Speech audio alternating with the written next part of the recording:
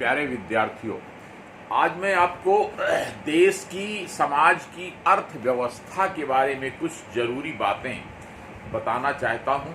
मूलभूत बातें क्या कि किसी भी देश या समाज के लिए अर्थशास्त्र अच्छा होना बहुत जरूरी है। अर्थ माने धन, तो धन की व्यवस्था जिससे खर्च चल सके हर परिवार के लिए, हर समाज के लिए, हर देश के लिए।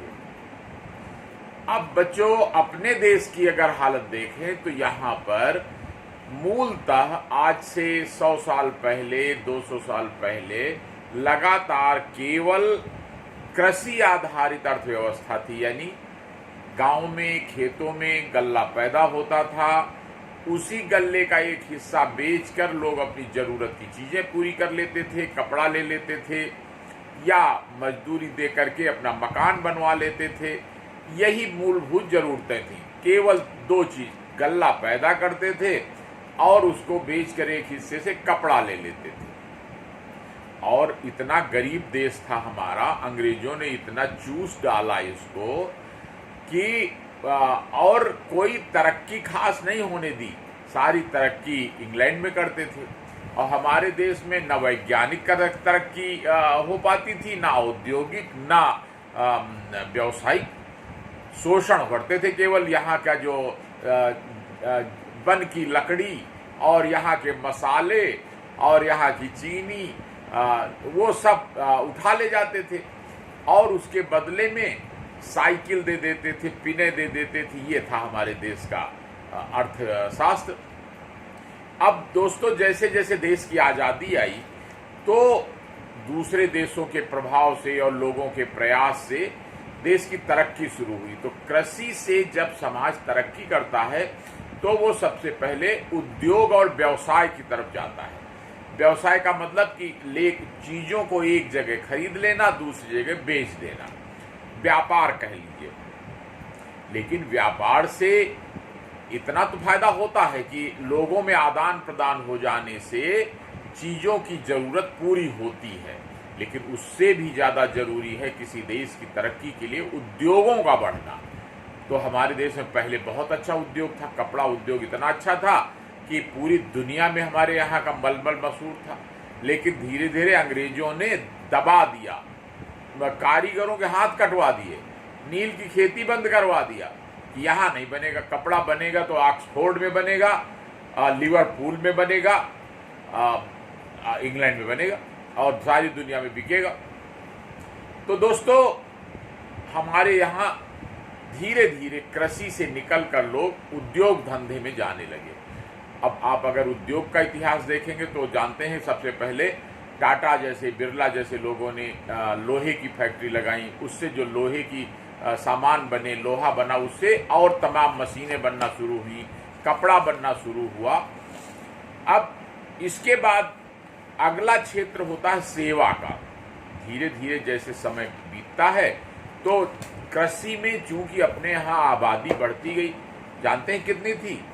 जब देश आजाद हुआ तो केवल लगभग 45 करोड़ आदमी थे और आज की डेट में कितने हैं? लगभग 140 करोड़ आदमी हो गए। यानी कि मोटा मोटा 95 करोड़ आदमी बढ़ गए हैं। तो इतने आदमी बढ़ गए तो कहाँ बोझ एकदम खेती पर बढ़ गया। जहाँ 10-10 बीघा खेती थी औसतन, वो बची है 1-1 बीघा, 2-2 बीघा। इतने लड़के पैदा हुए, उनके लड़के पैदा हुए तो आबादी बढ़ती गई। लेकिन अरे एक समय तो ऐसा आया था सन 65 वगैरह के आसपास कि देश में खाने के लाले पड़ गए। पानी नहीं बरसता था तो अन्न, अनाज नहीं पैदा होता था। अब देश की अर्थव्यवस्था समझने के लिए अगली बात बताऊंगा कि सेवाएं क्या होती हैं। सेवाएं ये होती हैं, जैसे सरकारी सेवा होती है,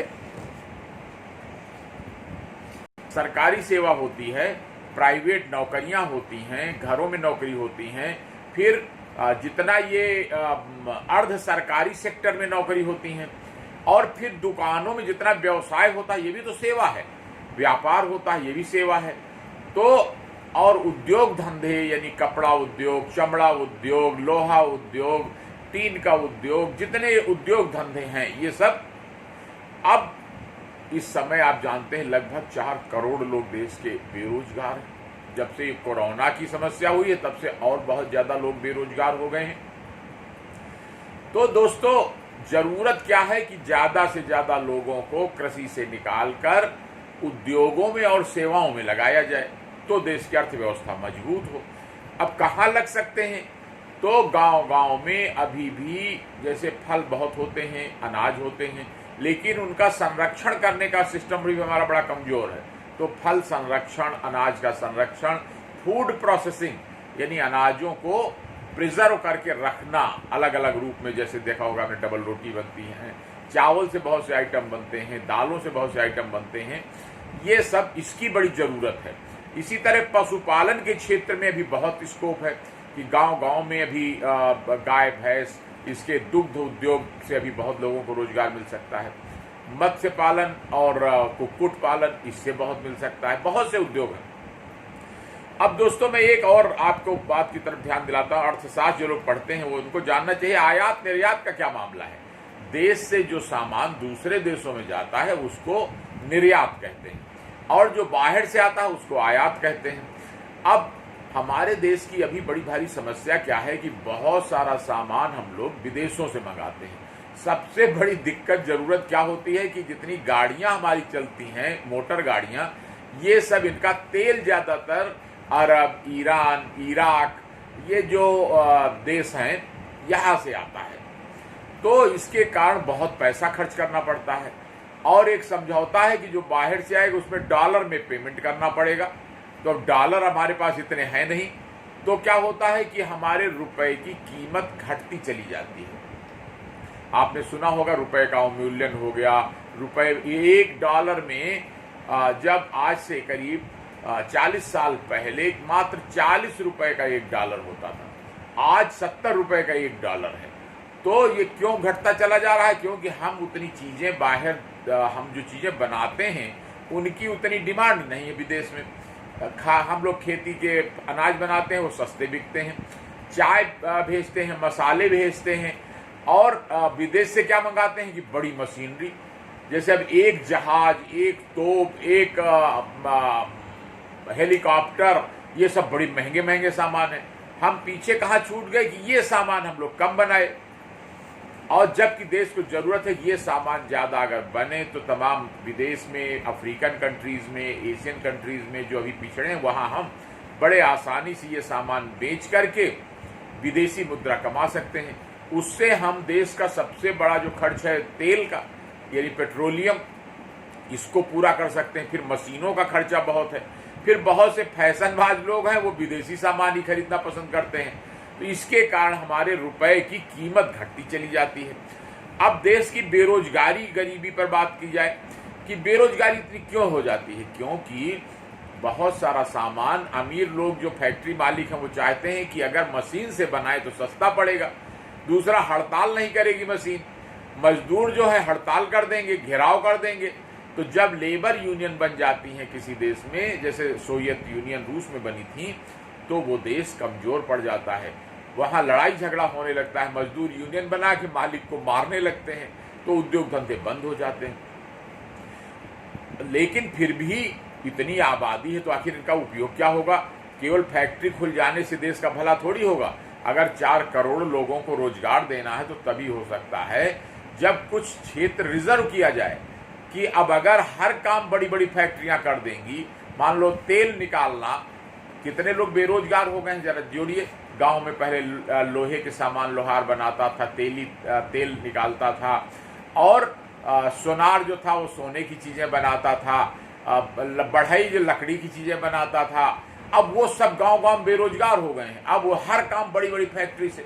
तो हम लोगों को कुछ ऐसा निर्णय लेना पड़ेगा कि जो काम छोटे स्तर पर हो सकता है उसको बड़े स्तर पर छूट न दी जाए।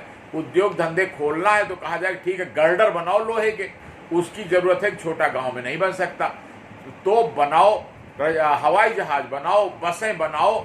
लेकिन ये जो छोटे छोटे काम हैं, लेकिन इनमें फायदा ज्यादा होता है। इसलिए उद्योगपति क्या कोशिश करते हैं कि हम छोटी छोटी दुकानें भी खोल दें, हम फल भी बेचें, हम सब्जी भी बेचें, हम जनरल स्टोर में गांव गांव में खोल दें। अब वो कोशिश कर रहे हैं हम खेती का भी काम कर लें, खेती ठेके पे ले लें। तो देश की सरकार का यही काम है कि वो इन पर रोकथाम लगावे कि लोगों को बेरोजगार करने वाली मशीनें नहीं चाहिए। अब अगला मैं बताता हूं आपको कि मूलभूत जरूरतें सबकी पूरी हो जाए तो वो एक सुखी समाज कहलाएगा। तो सुखी समाज में क्या क्या चाहिए? पहले खाना सबको मिल जाए, नंबर 2 कपड़े सबको मिल जाए, तो भोजन वस्त्र मकान, जैसे ये सरकार ने कितनी कोशिश की कि तमाम लोगों को प्रधानमंत्री आवास योजना में मकान मिले, शौचालय मिले, तो अच्छा कदम था, बहुत तरक्की की बात थी।